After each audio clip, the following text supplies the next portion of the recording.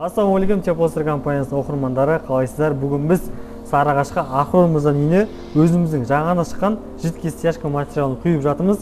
Енді Ақрормызда бізді таңдаған себебіңіз және де қандай тиімділігі бар екен бұл материалда? Бұны себебі, таңдаған себебі жаңа технология, современный, қазір заманауи. Бұнан алдын стяжка қойдырғаным ғой 300 квадратқа 15 күн уақыт кетті ұсталарға. Сол уақыт кететті 15 күн не за что.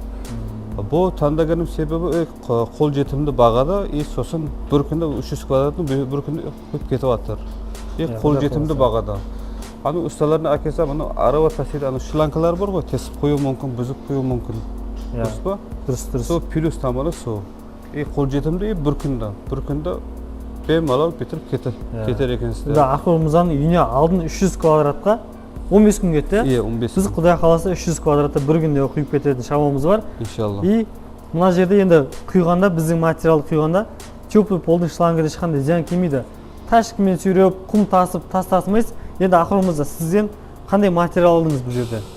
Менден материал ағадым цемент. Мити шағал дейді, песок дейді. Соны дайыны бар қазір, барлық зат бар ғой қазір өзімізде. Соны әкеп бердім, менден қолжетімді бағада барлығы. Енді сізге қалай ұнап жатыр ма біздің материал құйылып жатқан? Конечно, бұл жақсы болады.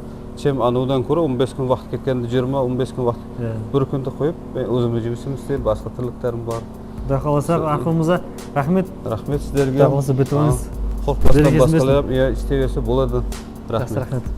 Қазіргі таңда ең бағалы нәрсе ол уақыт.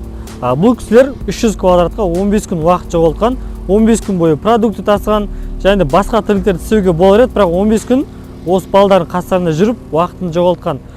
Енді біз сіздерге 15 күн емес, 1-2 күн ішінде осы 300 квадратқа құйып кете аламыз. Біріншіден сіздер уақыттарыңызды эконом жасайсыздар. Екіншіден сіздер бұл жерде материалды араласқанда аппаратпен араластырған бір бөлек, қолмен араластырған бір бөлек болады.